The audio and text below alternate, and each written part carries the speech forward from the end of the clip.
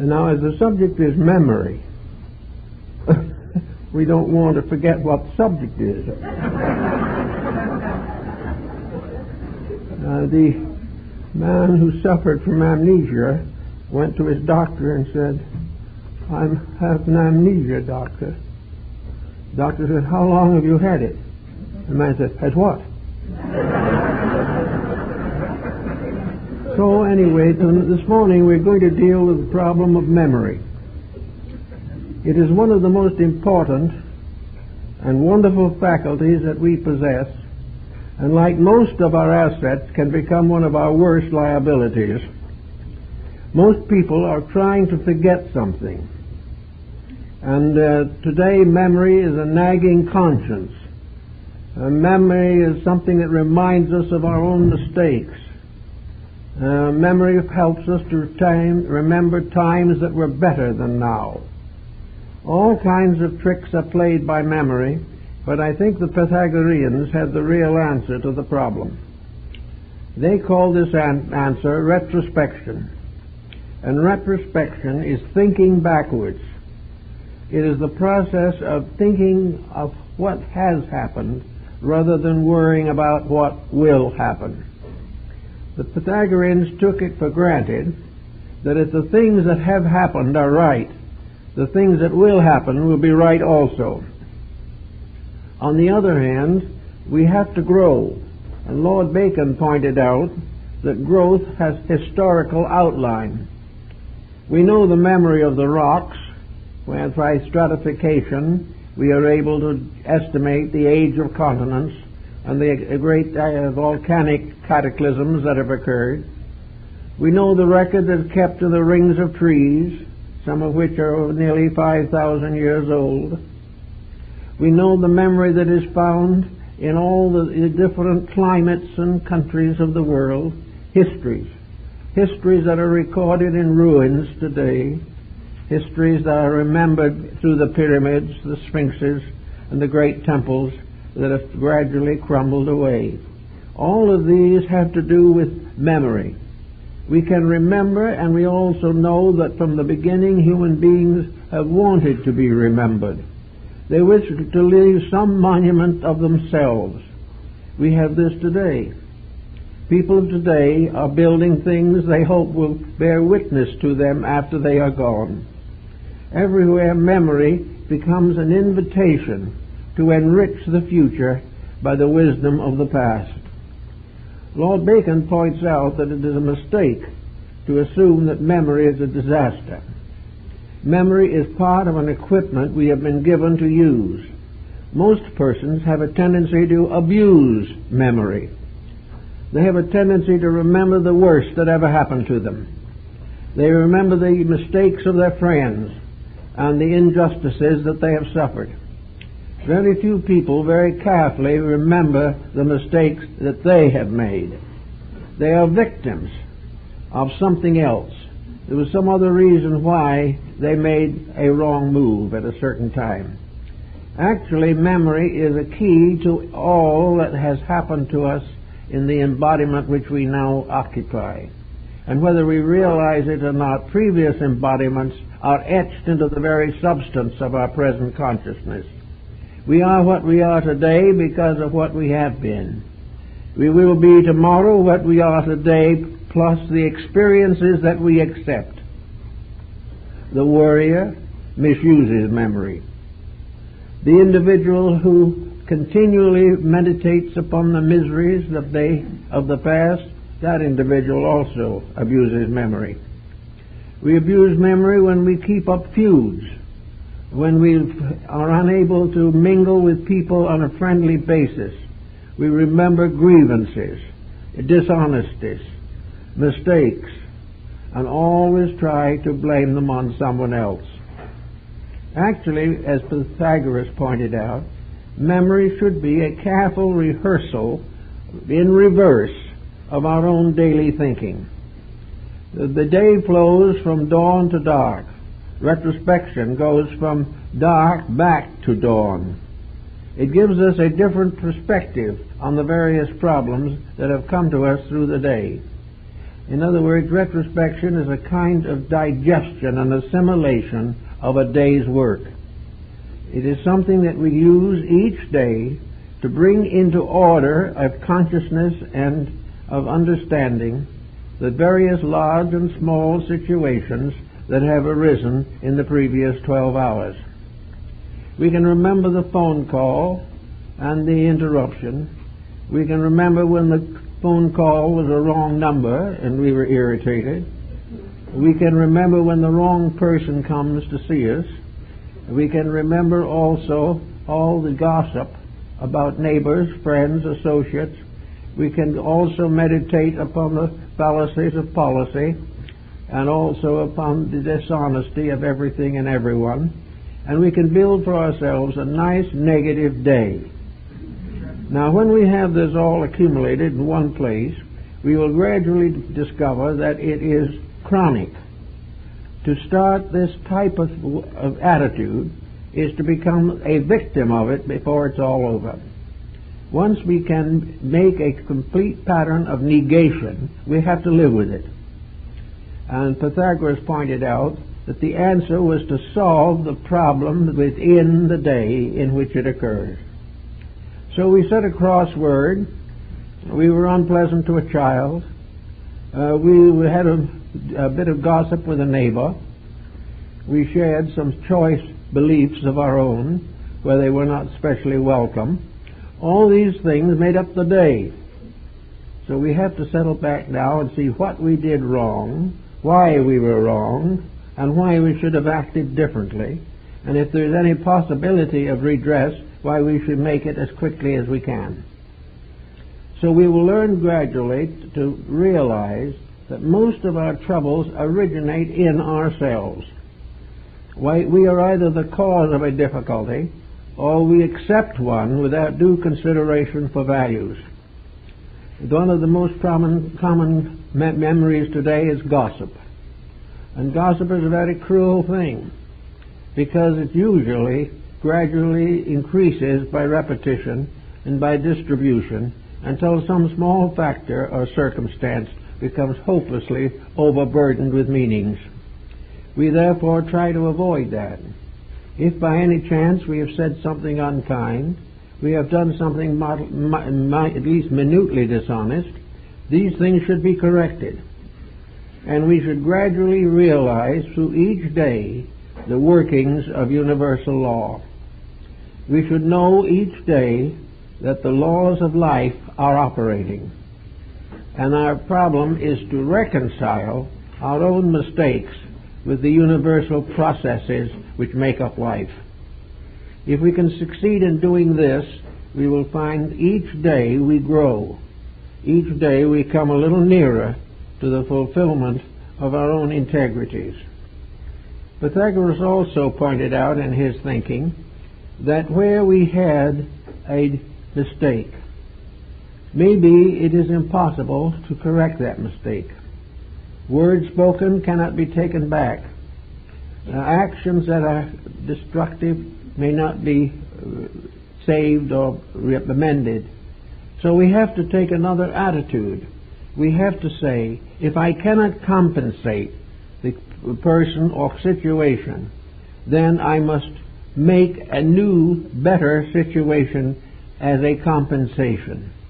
If we have had trouble with someone and that person has passed on 20 years ago and the grievance is still kept up, then it is our problem to make a new friendship in the name of that person, to have a better relationship with someone now to pay for the poor relationship we had in the past. In all various situations where we are wrong, if we cannot right them with the person involved, we must right them in principle the next time a situation arises in which they can be used. Every apology may be an opportunity to pay tribute to a mistake we made in the past.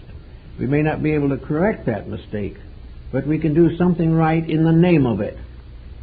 So wherever we go along through life, we have a memory that has to be trained. Today our most common remark is, forget it. And probably people mean that. But in fact, substance, in essence, we don't forget it. Anything that should be forgotten is etched in the memory with great depth. We really don't want to forget it. We want to nurse the grievance. We want to be abused.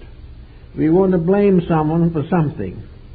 So the saying, forget it, simply means that we want someone to forget our mistake, but not to correct it in ourselves. To forget even something that happens to us is a waste, because things have meaning. What happens to us is important. And if we try to forget everything that is unpleasant, the main purpose of life is destroyed. Actually, we are not here necessarily just to have fun. The fun generation is gradually wearing out. It didn't last very long because it had no real legitimate existence. We are not here merely to enjoy the privileges of life. We are here to share in both the privileges and the responsibilities. It is our moral duty to accept the fact that we have duties to perform, that we have a role to play, that we have a life to live, and that this life can be important. And the more important we make it to others, the more important it becomes to ourselves. I know a lot of people who think that the end of life is to escape responsibility, to do as they please, to have fun, and to ignore the world to which they belong and which they attempt to escape from. Now, several types of people attempt this. Some honestly and sincerely believe that they do not need to partake of anything that they don't agree with. Well, if you do not agree with something, just to ignore it is not the answer either. If there is something you can do to improve that something that worries you, then it is your duty also to accept it. It is the duty of every person to be busy, to be doing things that within their own capacities are important. And mostly the things that are important to others should take preference. The idea that we are therefore intended simply to live on the surface of existence is not true. And the consequences of this type of life are at least boredom and gradually a sense of surfeit. The life is no longer valuable, important, or meaningful. It is like a vacation. A vacation every year is a blessing. A perpetual vacation is a curse. The individual loses values. We have to be busy growing. And the most important thing in this world is to grow. It is to correct the mistakes of the past and not repeat them. It is to overcome the prejudices which have influenced our thinking. It is to free ourselves of the small things that do not count and make arrangements in our time patterns for the big things that do count. So we are here always, as the Greeks believed, because of necessity. And one of the early Greek philosophers said that the world turns on the spindle of necessity. Everything is moved by a need. There is something important waiting for every person. They must even sometimes draw back a little because it comes too fast. But certainly there is something that is needed to each life. Whatever we are at the moment is less than we can be in the next moment. We are here definitely to do things that improve ourselves and protect our way of life. If we leave any of this to others, we will be in the same fix that we are now in politically. When we hire people and pay them exorbitant prices to do our thinking for us, all they will do is think us out of everything we have. We know this. Also, we know that we cannot depend upon others who are untested to prove valuable to us in a moment of necessity. Each individual must share to the best of his ability in making things better for himself and his world. he must also use memory, because memory is a record of things as they have been and as they are. Memory is an unwritten descent of facts. Memories bring us to understand the laws of cause and effect. They help us to see the mistakes of the past. If we try to blot these out, forget it idea, we keep on making the same mistakes. The same laws operate, and the same tragedies are repeated. It is necessary for the person who comes into this world to leave it better than he found it. And this is true not only of civilization, but of himself. He must pass out of this life a better person than he was when he came in. If there is nothing between the cradle and the grave except the effort to enjoy oneself, there is not much progress. And in the large pattern of things, we are here for progress, not merely for enjoyment. There is, of course, a philosophical explanation for this, namely that doing what is right should be the source of the greatest joy. It would be if we really understood the laws of nature, if we realized that the fulfillment of truth gives us the greatest possible sense of achievement. If we can realize that, we can gradually get our pleasures and our joys out of growing rather than out of indolence. We have long considered the individual to be most fortunate who does the least. He has servants, secretaries, he has all kinds of help. He doesn't raise his hand to anything much except maybe a game of golf occasionally. The fact that he does nothing is a symbol of his success. This is just not true. The individual who does nothing remains inferior to the person who does something. And the idea that we are here to create so many body comforts, and so many luxuries, that we are completely free from work, have no sense of duty, and have no part in the restoration of society. This type of success is a fallacy, and we know it, we see it. Memory tells us it is. Our own memory tells us of the small examples in our own living, and through the longer memory of history, we see how nations have risen and fallen. Today, history is more or less complete. We know pretty much the history of the last 10,000 years. We know its problems, and we're rather amazed when we sit down and realize that the mistakes that were made by the Phoenicians, Babylonians, and Chaldeans are being repeated today with great emphasis and on a much larger scale. The very mistakes that buried the past and of which we have proper record are being repeated, and repeated on a larger and more elaborate scale because of the fact that we have more privileges and opportunities. Therefore, unless we use memory, we have no valid check. We have no way of knowing just what luxury does unless we have memory and its larger equivalent in history. Our history in the world today is very largely a history of mistakes. And this history of mistakes is repeated in the personal life of the individual of today. His life is very largely a problem in failure to accept or anticipate the natural processes of universal law. We create human laws, which we try to keep, but it doesn't make much difference because most of these laws are not very good anyway. But we do not follow the original laws.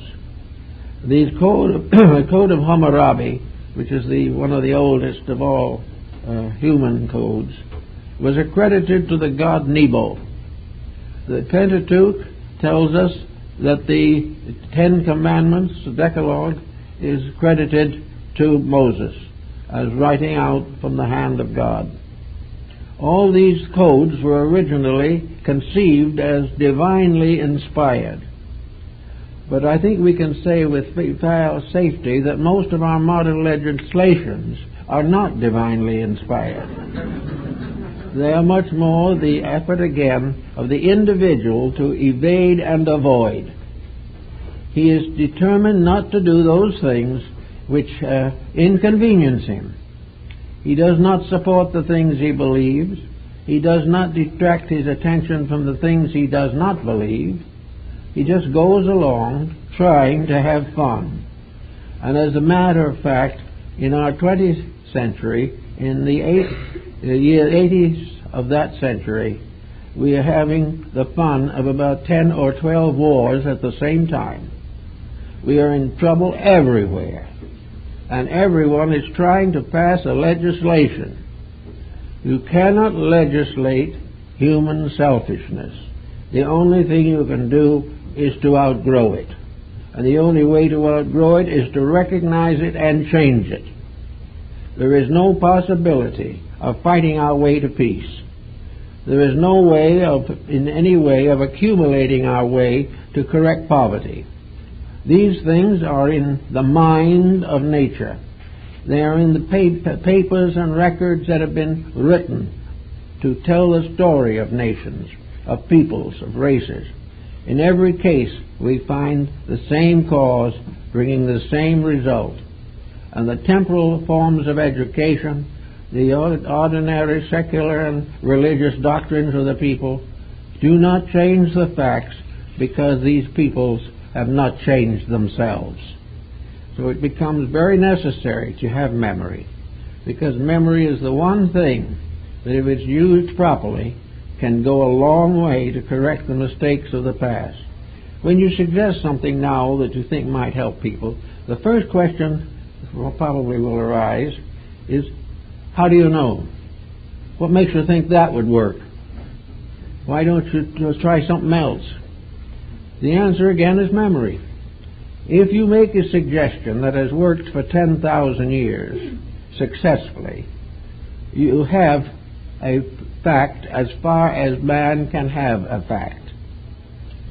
But if you ignore all that has gone before and say, yes, the ancients made all these mistakes, but we have outgrown them, then we must have a hard look at ourselves and see if we have outgrown them. In most cases, we'll find we haven't. We have not any better character than the ancients, except we have more luxury and more inventions to back up our mistakes. We are still in great need of memory. We are in great need of memory if we hope for world peace, if we hope for the union of religions, if we hope for proper domestic life, if we desired our children to grow up as worthy citizens.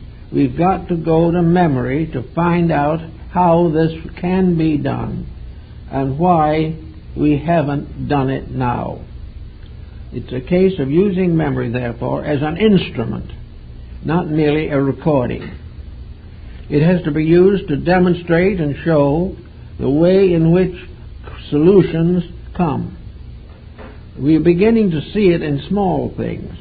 We have a number of groups floating around that are trying desperately to bring home the proof of the past, that they have found how these things operated. But when you bring this to the scoffer, his answer is again, oh, forget it. Forget anything that is disagreeable, even though it's justly and well deserved. Forget anything that interferes with fun, because fun is a very important thing. If you can have fun from the cradle to the grave, why do anything else? But if that is true, why come here at all? Why are we born into a world imperfect simply to enjoy our imperfections? Why are we here in a world full of war, having fun, but making no effort to increase in a practical way the probabilities of peace? This brings home to each person the fact that ignorance has to be considered important. Now, in colleges and universities, history is not a favorite subject. History is simply the memory of nations. History began with cuneiform tablets. History goes back to oral tradition. It goes back to the runes and the sagas. History is the story of man's growth, his coming forward out of the past into the present and drifting toward the future. In history we find all the mistakes that have been made to date, and they are numerous. And in history we find out how people tried to work with these mistakes. And we realize that for the most part, the mistakes triumphed, because the individual, in order to correct the mistakes, had to give up some of the fun that to him was the most important thing in the world. Instead of having a better and deeper understanding and insight, he had to simply continue having fun. Well, the Romans had fun until they couldn't do it any longer. Then along came the Goths and the Visigoths and destroyed them. Each civilization died of its own weaknesses, and it continues to suffer and struggle because of the fact these weaknesses are not corrected. Today there is a great deal of excitement over the problems of correcting the mistakes of education. There are at least 50 different records of the past of how experiments were made in education.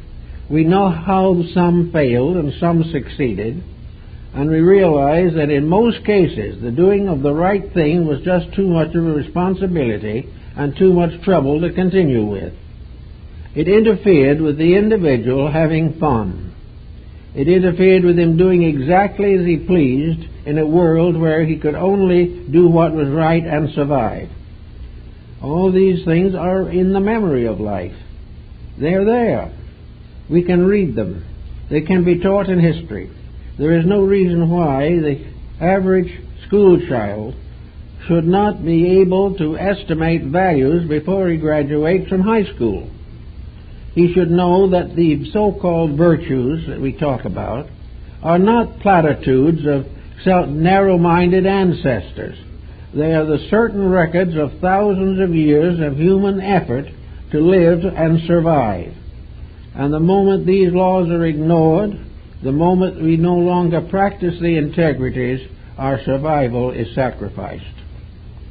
So we have history as a wonderful form of written memory. We have it not only in the past, but we see the roots of tomorrow in the development of historical context. We realize that we are moving now in a historical environment, and that we are following very closely a dozen systems that have perished in the past.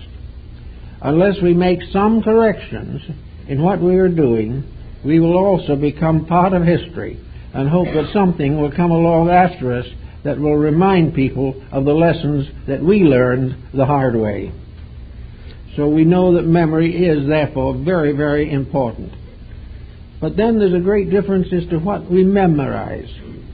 Well, most people today are memorizing only on one level of interest, economic.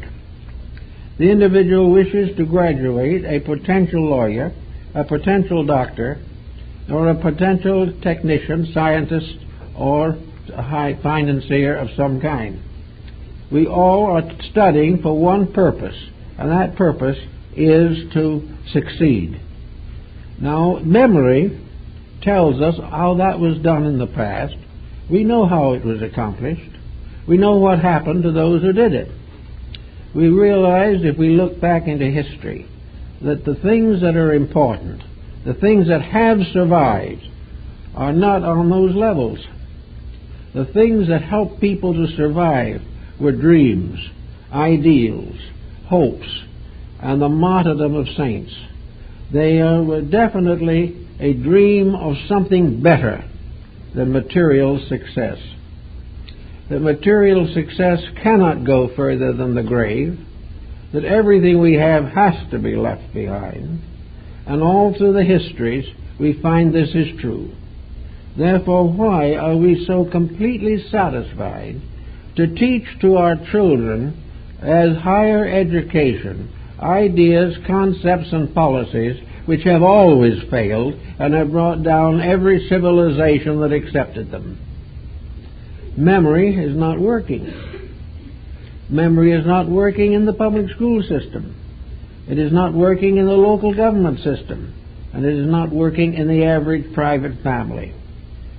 These factors are probably partly due to the fact that families, for the most part, and civilization in general, has never read a book on history. History was something that to most people was a dead subject. It's nothing but the past. It's all over. It's all gone. But we don't realize that history can reincarnate, so to say, and come down to us as a problem today. The history we have created by our mistakes is still with us and will remain with us until we change the course of action. Now, we also in history have records of some very notable and very wonderful people. We have the great leaders who have sought to bring to mankind a higher level of life. We know the great world teachers. We know Buddha and Moses and Confucius and Lao Tzu and Jesus, Muhammad, all the great teachers that have come to serve us. We know that almost all of them have either died martyrs or of a broken heart. They have died and left with us something that has lived, but lived a precarious existence. Most people will admit that Confucius was a wise man, but so that was China 2,600 years ago. So what? They are not prepared to face the simple fact that Confucius made as one of his closing statements in life. He says, "I can find no master, no leader, no prince, no scholar who will help to make a better world." He finally decided that he had failed. Later, a beautiful temple was built to him, and his name in great golden letters was on a plaque in the wall. But no one did the things that he suggested. He suggested that the foundation of a civilization is the family. That on all levels, political, social, economic, and spiritual, the term family is the thing we have to think about. Humanity is a family. Races are families within that larger family. Personal homes are families. And as goes the home, so goes the world. Confucius pointed out very clearly that if the home fails, if family honors are not maintained, if the integrities of parents and children are not preserved, that nation will fall. Many have fallen from this ailment. We think Confucius is a pretty wise man, so we keep on breaking all the rules of family. We are no longer able to even conceive of humanity as one family. It is a mass of fractions breaking each other, destroying each other. Yet Confucius was right. And Confucius can prove very definitely where even a little experiment in the right direction lived, and the great mass of mistakes perished together. Yet we have not learned, and we do not think of these things. Now we can say the same thing, for instance, of Muhammad. Today, the problem of Muhammad is a rather ticklish one. But if we read in the Quran, we say, in the words of the Prophet himself, "Who does not believe that Jesus of Nazareth was a prophet sent by the Lord, such a one will not enter heaven." That isn't quoted, however, in Persia and many of these countries. And incidentally, when Muhammad's little son, Ibrahim, was a child, he had a Christian nurse that was given to him by Muhammad. The boy did not live to maturity, but all this intolerance was not part of him, part of the victorious caliphate that followed him. We look in other directions for the themes, for the various problems. We find in Buddhism a very simple answer to the whole thing. There are two quests: the quest for physical power and the quest for inner light. From inner light comes peace. From peace comes the salvation of nations. From peace comes the creation of true progress. On the other side is the life of profit, each individual trying to gain from the others, each putting his own success above the common good, and ending, as Buddha pointed out, with chaos. All these things we do know, and memory can refresh them for us. And we are in a much better position than we would be if we had to say these things only on our own. If we had to say, this I believe, and someone else will say, well, this that you believe, I do not believe. But when you are able to point out a principle that is true, and point out that the ages have sustained it, that it has been proven many, many times and never disproven, then perhaps you have a strong argument to present your point. In any event, memory does all these things for us. Memory is also a way of training. Memory is the way by which we can gain control of ourselves. Memory is to stay with patterns of purpose. Memory is the individual who is not changed from his principles by some passing flurry of success. Memory is also the ability to pass judgment upon past circumstances. Memory gives us an understanding of why we may be neurotic, because we came from a poorly established family. Memory may teach us why we are what we are, but at the same time it teaches us how to get over it. It teaches us to explain our mistakes, but at the same time realize that they are mistakes and correct them. Memory also has many interesting contributions to make to art, to music, and to all of the finer things of life. Great art is always an expression of memory. We remember something that is true, something that is real, something that is beautiful, and we try to perpetuate it through the skills of our own natures. For some, skill is music, for others, skill is painting, some is for its sculpturing, others for architecture. But skill is always a mysterious wisdom, a wisdom based upon law. All great art is lawful. All great art is purposed. All great art is a fulfillment of the inner memories of consciousness. It is something that brings forth out of ourselves, as out of a mental or intellectual womb, beauty and truth and fineness. So we see why, in spite of all the changing tides of life, that the great architecture remains. The magnificent cathedrals still stand. The great temples, mosques, and images are still here. And even more practically and closer to us are the works of the painters and the sculptors. We still recognize the divine gift of beauty. We perpetuate it through the development of skills. But as time goes on, we have failed to understand and protect beauty. Beauty is something that can be found in memory, can be traced back as far as we want to go, and has always been what it will have to be again, an expression of the sublimity within ourselves. Beauty is the revelation of a divine truth brought into physical expression and manifestation through the skill of the mind and the memories of the soul. These things we have to memorize. Then we see something come along that is an atrocious thing, without beauty, without form, without any existence that is meaningful, without any purpose, with nothing but a mass of deformity, and we pay a fortune for it. Why?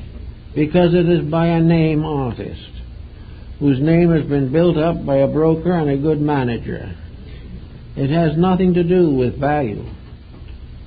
And it is the same in all of our arts. Gradually, the loss of the soul vision within ourselves has resulted in a degeneration of the arts. When we look inside of ourselves, we remember the wrong things. We do not remember the beauty of the sunset. We remember the indignities of mankind. We do not go back again to the great causes and purposes of existence. We are satisfied to mumble around in the mistakes of our own minds. So, we see how memory gave us, in the first place, Leonardo da Vinci, and also the great painters of the Renaissance. We know how the great music came to be. The great statues were carved. Actually, one of the greatest of all sculptors was Socrates. Socrates made the statue of the three Graces that stood in the Acropolis in Athens. And someone said to him, "How did you do it?" Oh, he said, "It was very simple. The Graces were always in the block of marble. I only cut away the part that was not necessary." In other words, when you come into life, the dignity and greatness of life is always there. It is always hidden in the crudest forms. All we have to do is very carefully remove the part that is not necessary.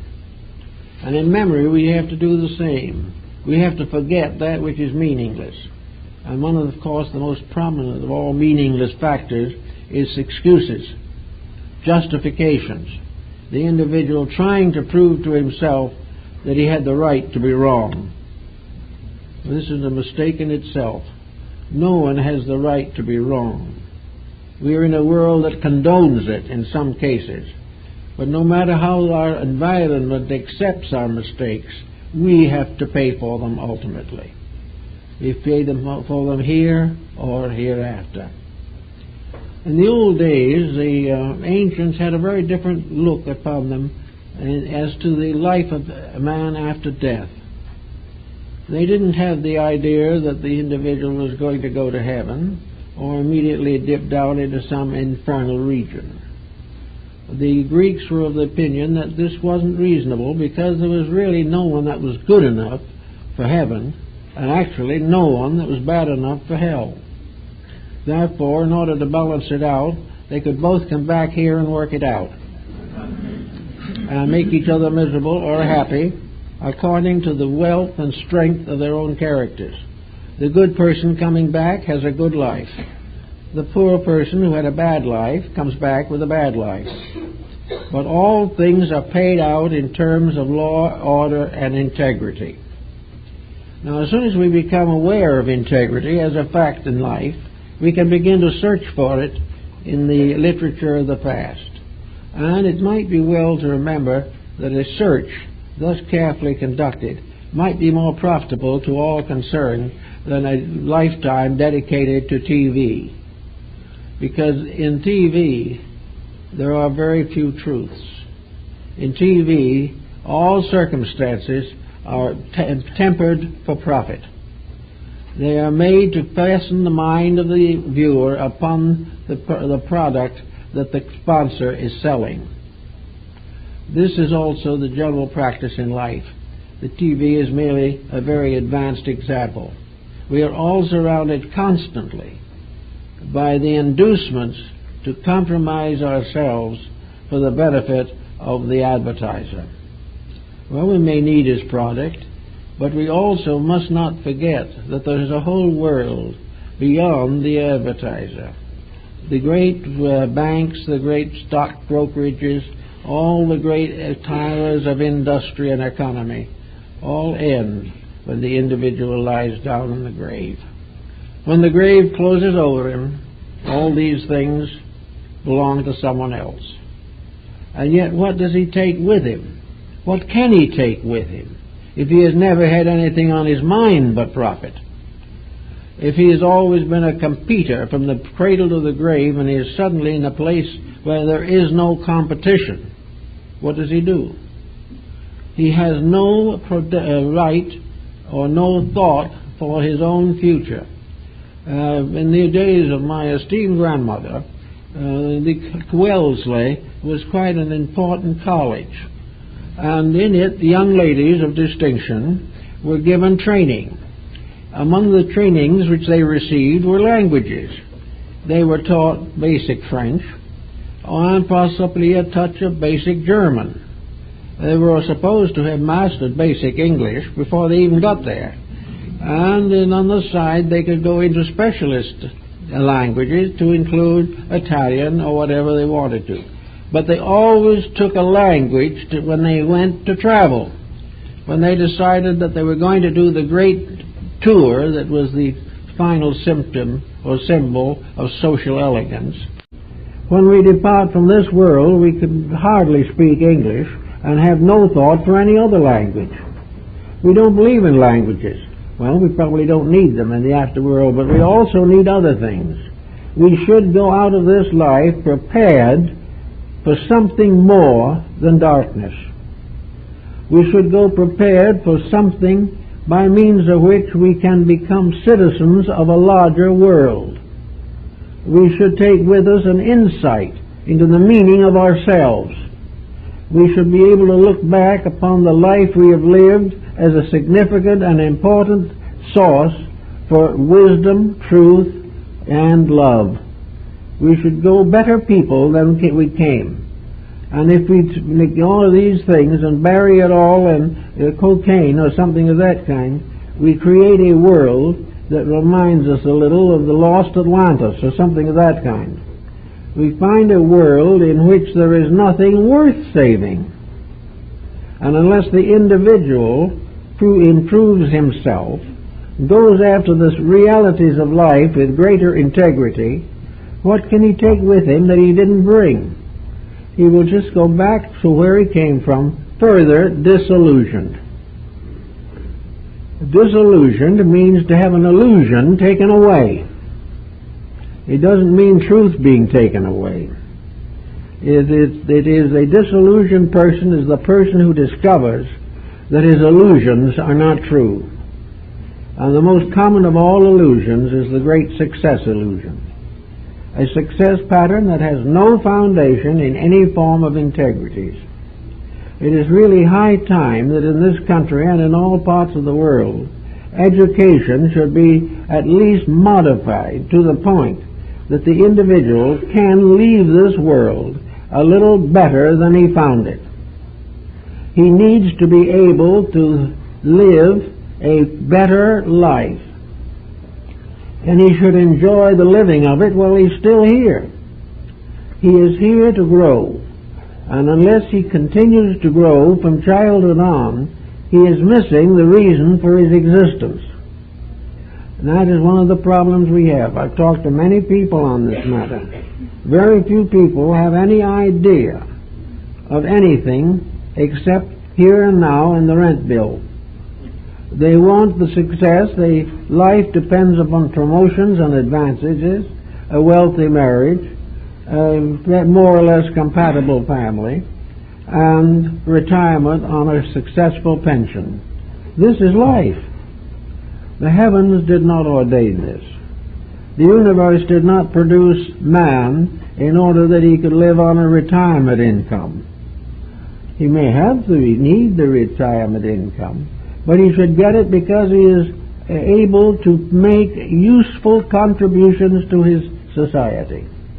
He should be a person who has a vision beyond retirement. He should have ideals. He needs religious principles. He needs philosophy. He needs ethics. And these are carefully ignored. And as a result, we have wars all over the place. So I think in the case of memory, that all these things should be remembered, not forgotten. We should really remember the opportunities we did not make good use of. We should consider and remember the privileges that we abused. We should also remember carefully the penalties of selfishness, that where we spent no thought for anyone but ourselves, and then in the long run found ourselves lonely and forgotten, that we were justly rewarded for our own conduct. We are expecting blessings, but we are not bestowing them. We expect to be treated very kindly, but kindness is not distinguished in society today. Now we're trying to break through some of this with new attitudes towards life.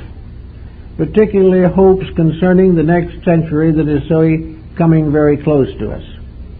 We believe that we must have a better world. So now we can go back into the memory box and see if we can find out how to have this better world. To remember the values that have always protected those who used them. In this troubled sphere of ours, there has always been a minority that tried to do it right. There have always been good people. There have always been unselfish people. And there have always been martyrs who have been remembered in history, but whose lives have been conveniently forgotten in practice. So by going back to see what is there, we can find out what wasn't there and what still isn't here. We can see the opportunities to make the corrections that eluded the ages. But we are not preparing for that. Our young people are not being taught to build for a better world. They are being taught to become skillful in the things that everybody else knows. We are not doing it right. And someone says, well, the textbook hasn't been written. Oh, yes, it has. The history is the textbook. History has inspired philosophy, sanctified religion, advanced the arts and sciences, and given us the great economic reforms that are necessary to our survival. The democracy of Lycurgus in Sparta was a very good example of a system that worked. He said very simply that when you're born into a state, that you must accept with your birth a certain responsibility to protect your community, your world, and your system. If you are a person worthwhile, you have the courage to be honest. You have the understanding and insight to be thoughtful. You have the physical and moral impulses to live a decent life. And most of all, you realize that when you disgrace yourself, you disgrace your country and you disgrace your world. And while Lycurgus' system worked in Sparta, it held. And it made the Spartan take the attitude that it was a privilege to protect that which was necessary for the common good. Any exploitation was bitterly punished. And it was also in a way in Athens. For while the Athenians were more luxury living and did not have the same depth of purpose for the general meaning, in Athens there were certain rules. If you were a citizen of Athens, there were things you couldn't do. And if you insisted on doing them anyway, you were properly reprimanded. You could be punished by imprisonment, you could be exiled from the state, or you could be executed.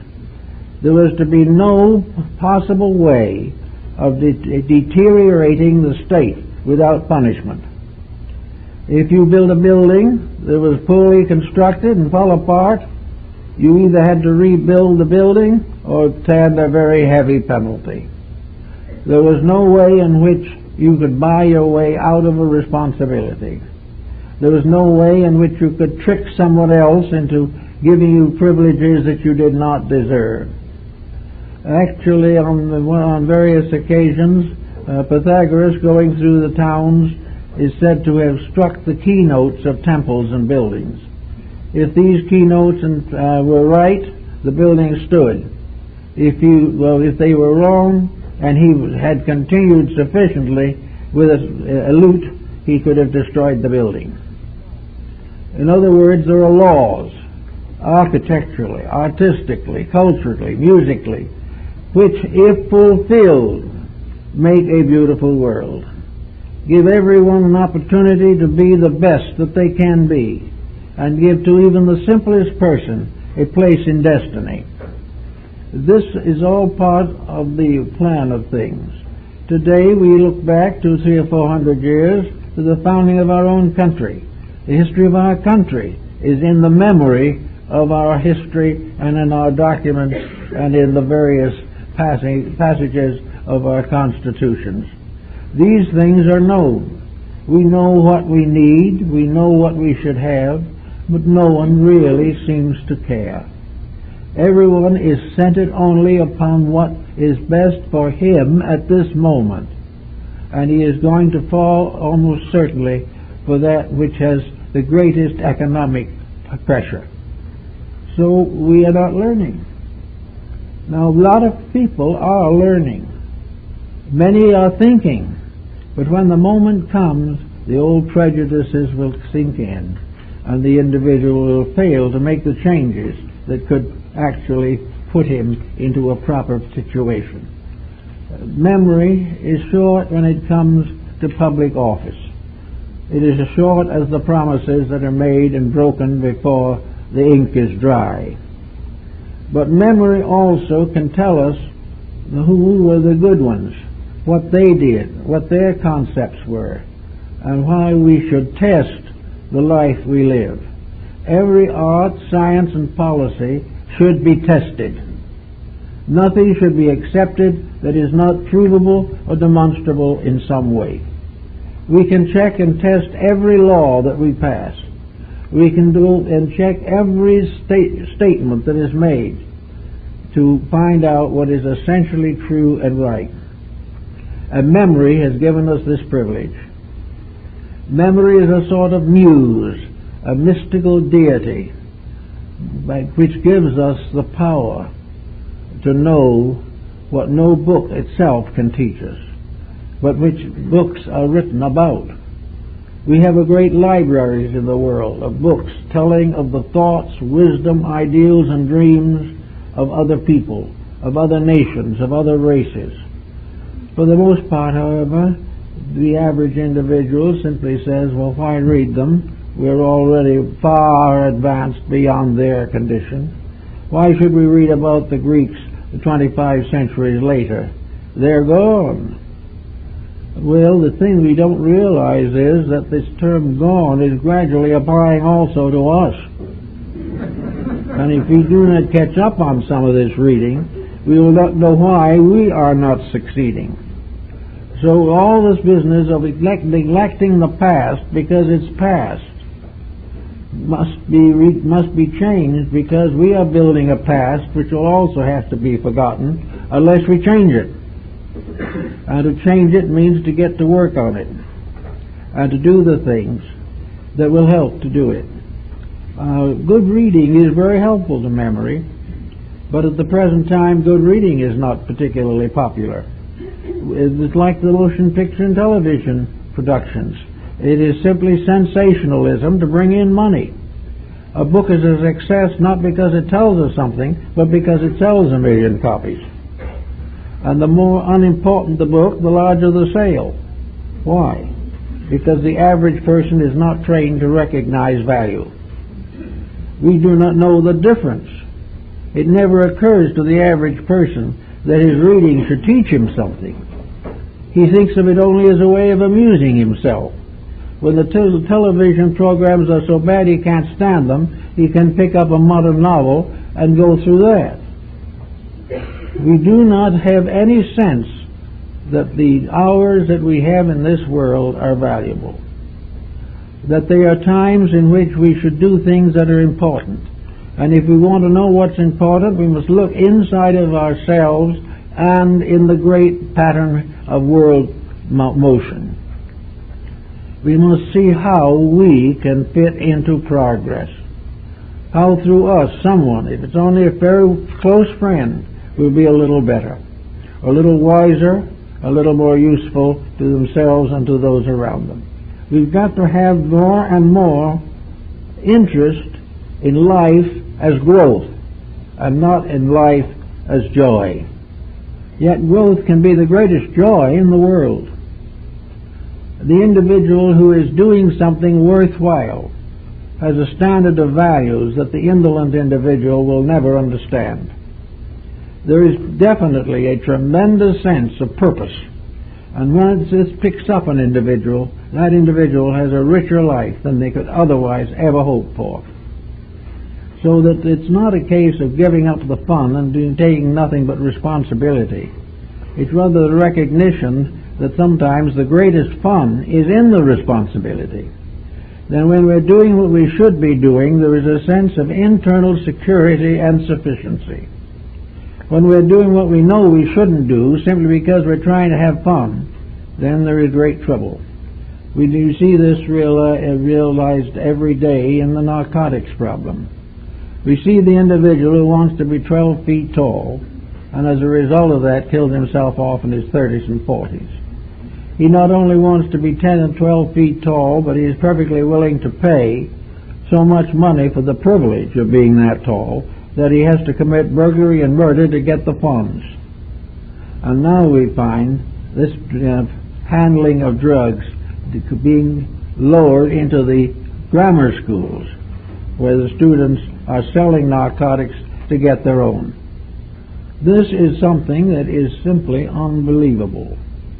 It is something that shows complete indifference to all sense of values. It is a gradual closing in of mediocrity upon everyone. The process of gradually becoming less and less in order to feed an ego which is dying of starvation because it is doing nothing significant. If we want to be free from this sense of being midgets, then instead of trying to be great drug addicts, why not become great human beings by doing things that are rewarded by recognition or by achievement which brings comfort and consolation to the inner life? We are in the face now of the realization that memory is a factor in the development of the soul. It is a soul power. It is there in order that we can transmute the useless into something sublime, that we can transform the center of life from this constant nagging pressure to have rather than to become. We can escape all of these forces by developing a tremendous sense of internal integrities. We must do this. It is necessary. It is part of the life that was given to us when we came here. So that we need now to recognize how to be 12 feet tall and sober.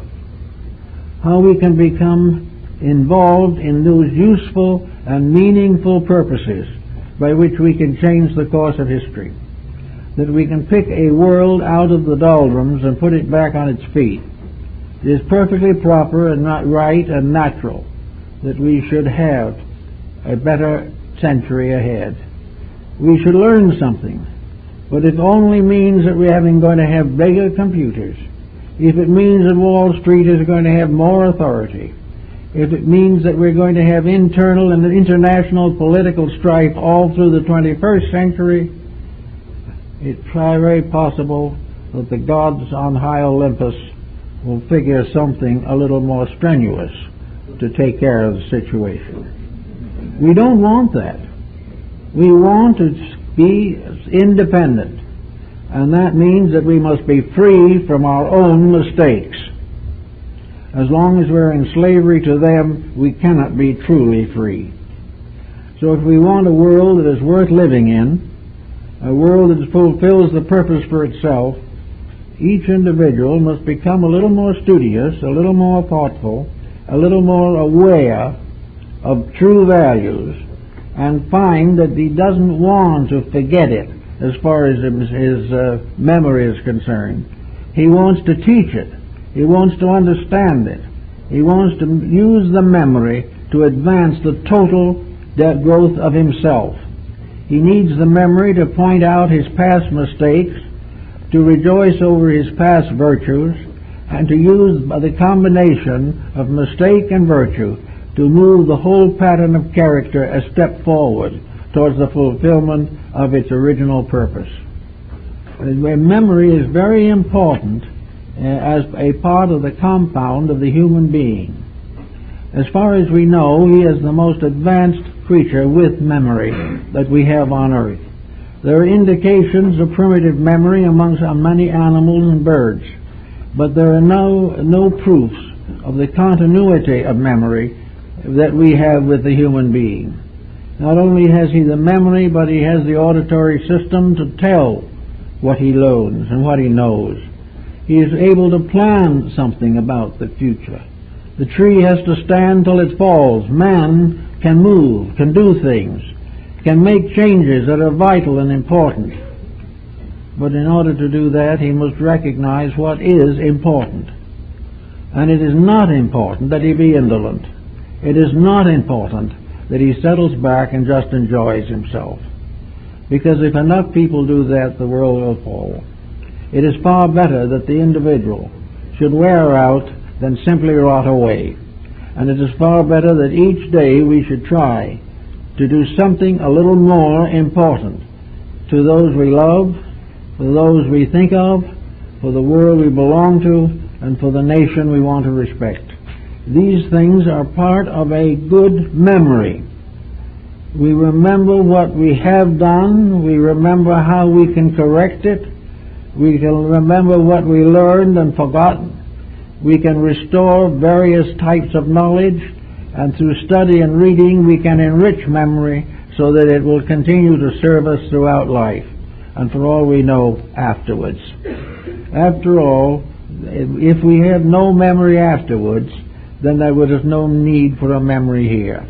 Nature has endowed us with memory. It has given us these values in order to use them.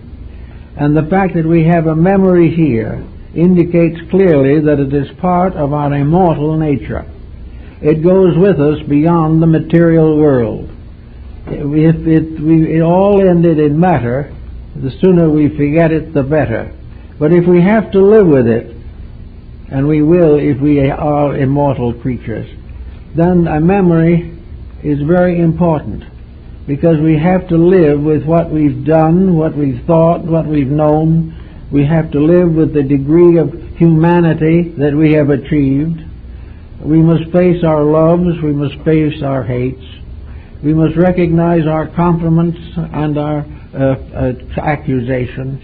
We must realize and know all that we have been in order to have the directives to become all that we can be. And for these purposes, memory is extremely important and must be cultivated in every way possible. We need it, but we need to use it, not abuse it. We do not need to use it in order to know how many people are on a baseball team. We do not need to use it as statistics in the rise and fall of stock. If we do use it for that and had common sense, we would be out of the market. But we're still in it. But we do need memory to use it to grow, to use it to become better people day by day, to better understand the reason of life. And suddenly, for perhaps the first time in human history, it is possible for the veil to be lifted and we can see what life is, what its real purpose is, why we live, why we were created in the first place, and what is going to happen in the end. That we are not merely little fragments floating up for a few years on the surface of the ocean of life. We are living things, growing things. We are creatures with a past and a future. And it is our memory of the past that will help us to build the future. These things we have to think about and continue to grow with to the very best of our abilities.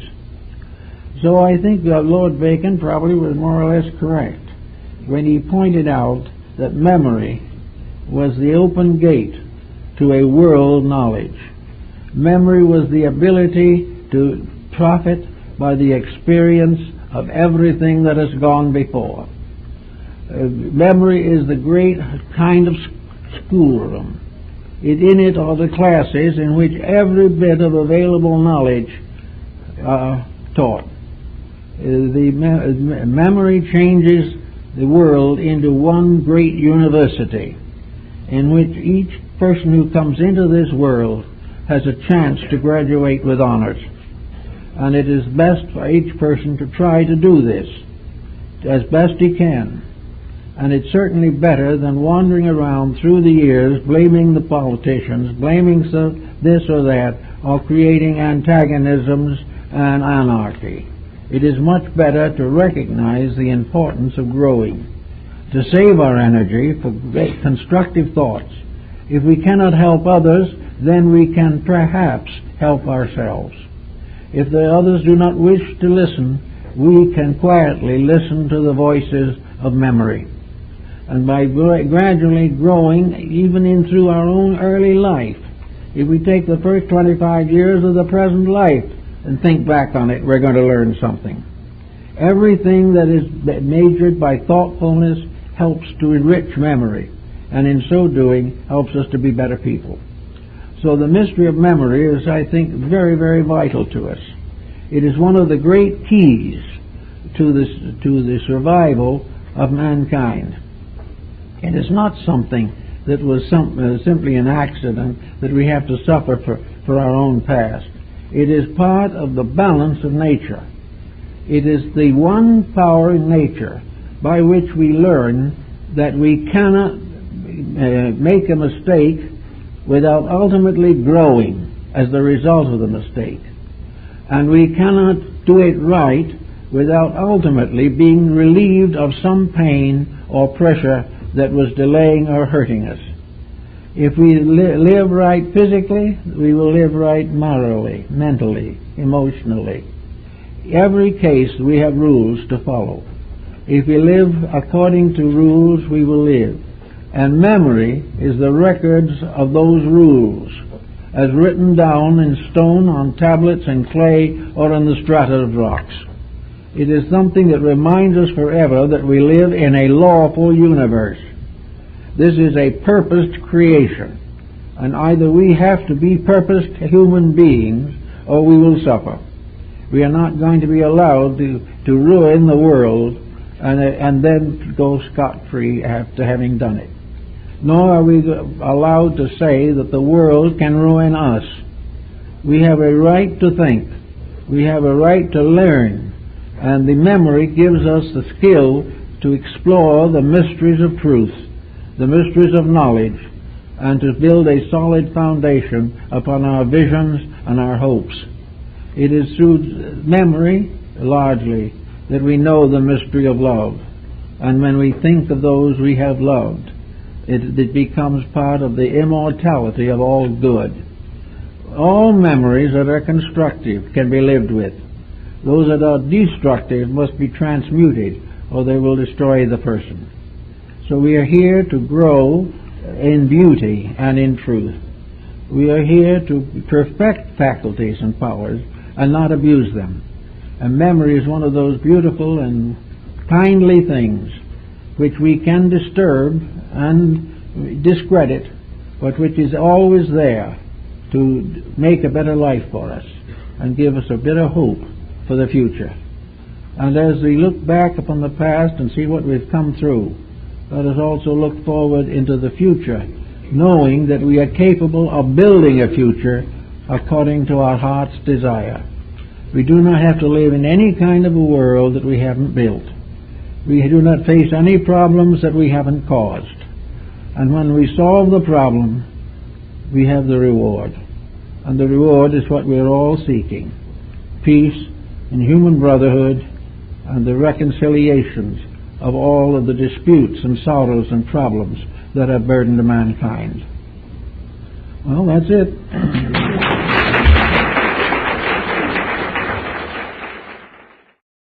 We abuse memory when we keep up feuds, when we are unable to mingle with people on a friendly basis.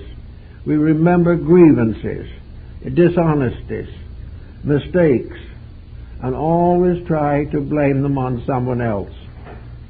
Actually, as Pythagoras pointed out, memory should be a careful rehearsal in reverse of our own daily thinking. The day flows from dawn to dark. Retrospection goes from dark back to dawn. It gives us a different perspective on the various problems that have come to us through the day. In other words, retrospection is a kind of digestion and assimilation of a day's work.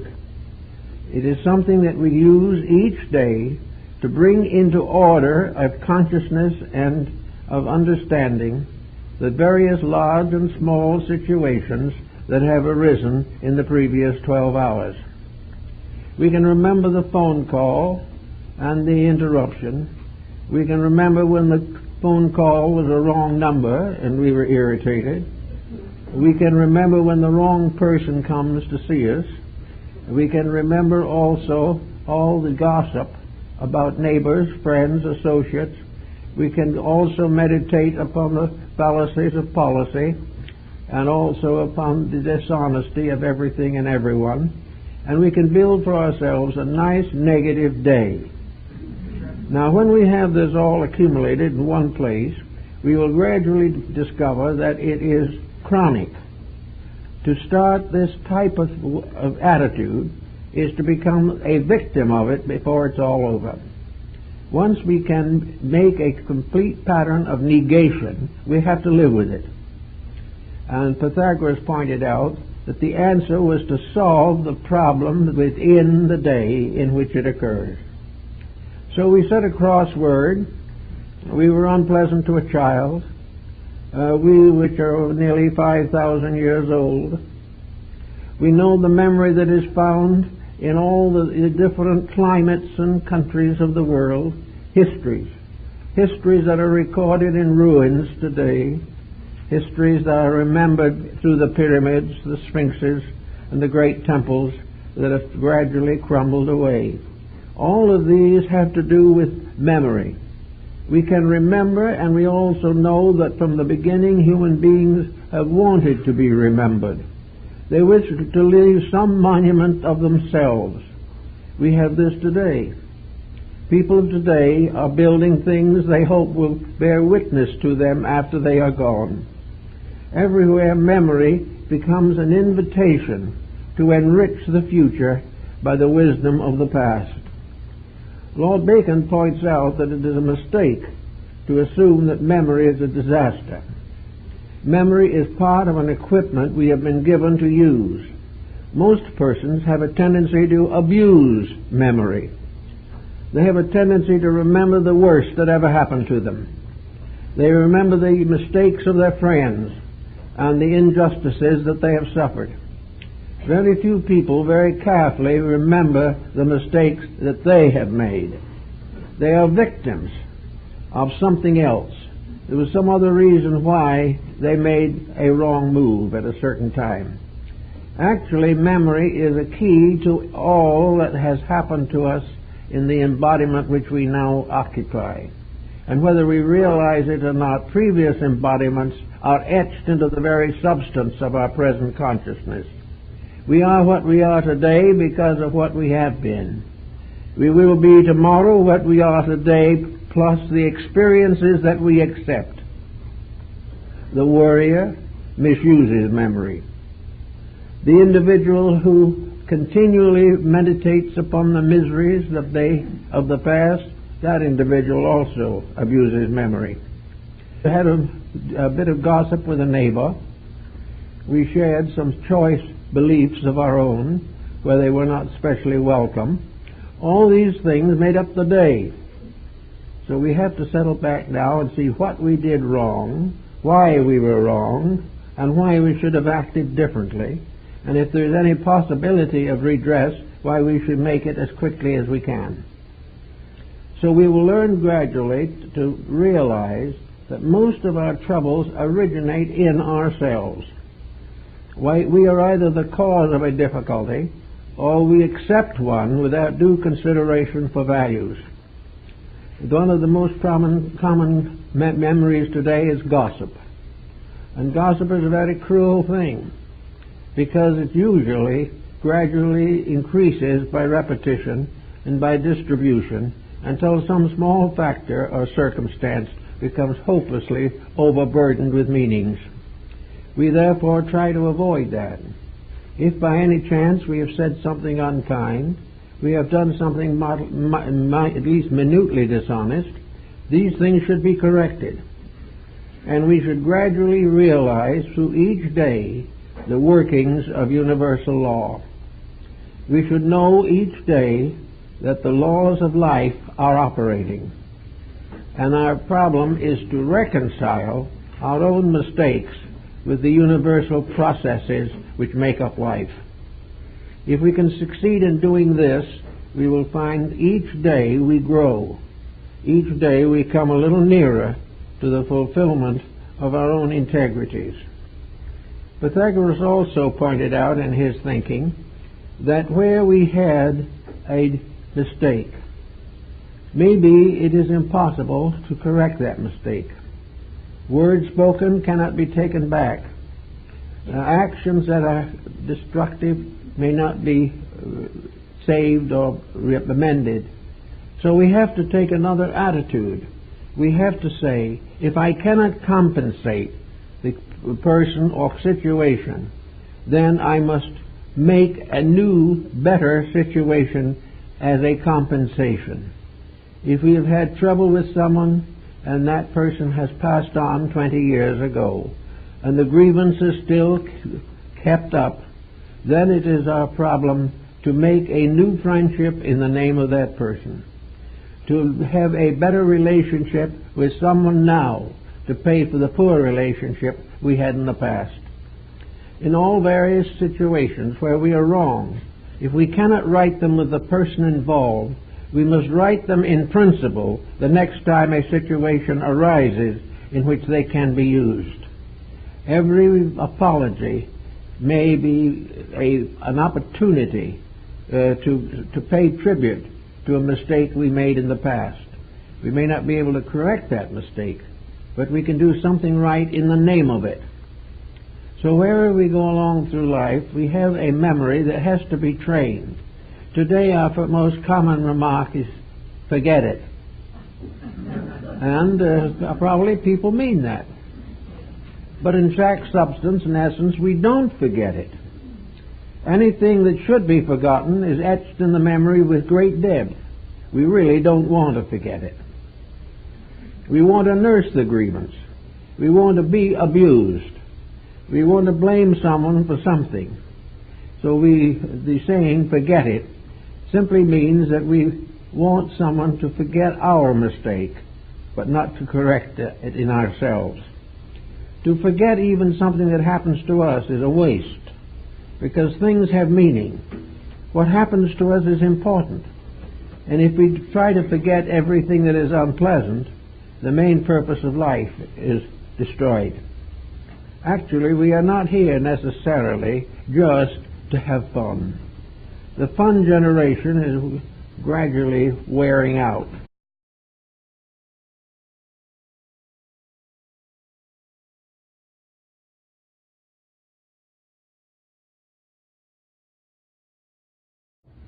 And now, as the subject is memory, we don't want to forget what the subject is. The man who suffered from amnesia went to his doctor and said, I have an amnesia, doctor. The doctor said, how long have you had it? The man said, has what? So anyway, this morning we're going to deal with the problem of memory. It is one of the most important and wonderful faculties that we possess, and like most of our assets, can become one of our worst liabilities. Most people are trying to forget something, and today memory is a nagging conscience. Memory is something that reminds us of our own mistakes. Memory helps us to remember times that were better than now. All kinds of tricks are played by memory, but I think the Pythagoreans had the real answer to the problem. They call this answer retrospection. And retrospection is thinking backwards. It is the process of thinking of what has happened rather than worrying about what will happen. The Pythagoreans took it for granted that if the things that have happened are right, the things that will happen will be right also. On the other hand, we have to grow. And Lord Bacon pointed out that growth has historical outline. We know the memory of the rocks, where by stratification we are able to estimate the age of continents and the great volcanic cataclysms that have occurred. We know the record that's kept of the rings of trees, some of which